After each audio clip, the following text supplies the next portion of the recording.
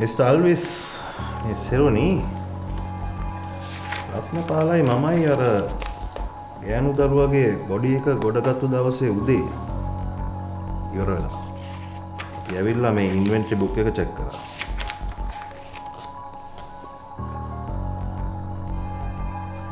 ගිය පෙබරවාරි මාසයේ මද්දකට අහුවෙච්ච දිවියෙක්ට ට්‍රීට් කරන්න අපි ඇනස්තටික් පාවිච්චි කරා.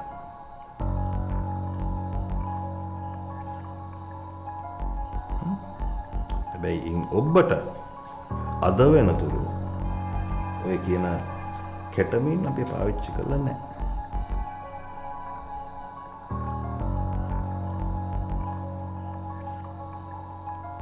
හැබැයි ඉන්වෙන්ටරි එකේ තිබුණු කෙටමින් සැලකිය යුතු ප්‍රමාණයක් අතුරුදහන් කළා.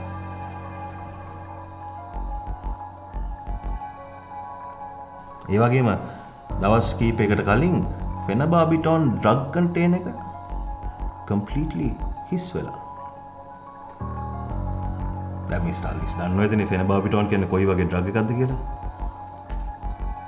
මේ සිර්නි ෆෙනබාබිටෝන් කියන්නේ අපි මේ සතෙකුට ෆිට් එකක් ඇදුනම නැත්තම් අනුතුරක් වුණාම ඒ සතාට සහනයක් දෙන්න පාවිච්චි කරන ඩ්‍රග් එකක්.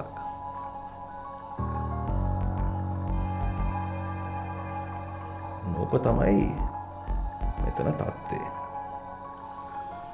දැන් ස්ථානභාර නිලධාරියා විදිහට මට මේ වගකීමෙන් නිදහස් වෙන්න බෑ. හැබැයි මට එක දෙයක් පැහැදිලිව කියන්න පුළුවන්. සර් මොනවද මේ කරන්න දන්නේ? කට වහ ගන්නවවත් නෑ.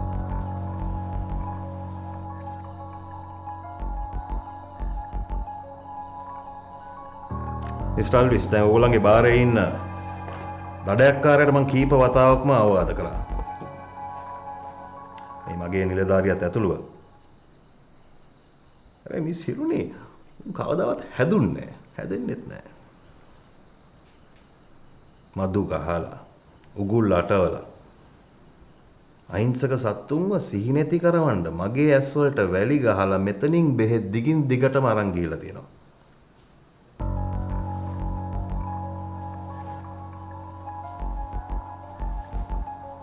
මේ ඊයේ පෙරේදත් කබල්ලෑවෙක් දඩයන් කරලා මගේ අතටම අහුණා. එහෙම නේද රත්නේ? මම පනේ නෑ සර්. සතෙක් දෙන්නෙක් කට වහ ගන්නවා.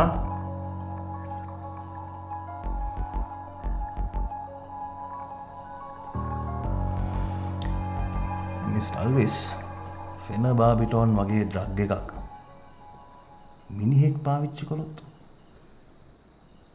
කොයි වගේ තත්ත්වයක් ඇති වේද? විශේෂයෙන් ඇල්කොහොල් එක්ක.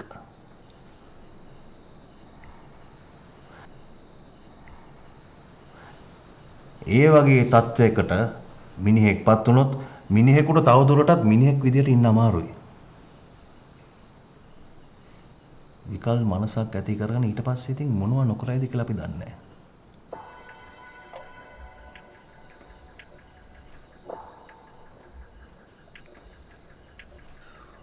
නොකයි ඇත්ත.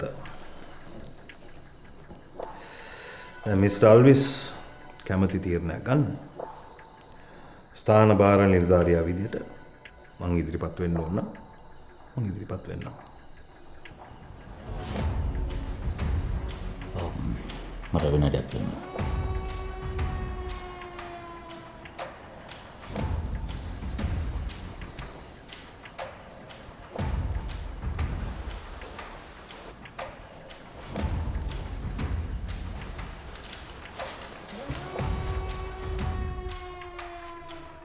අනේ සර් මම ඔය වගේ පාපයක් කරන්නේ නැහැ කියලා සර් හොඳටම දන්නවනේ සර්.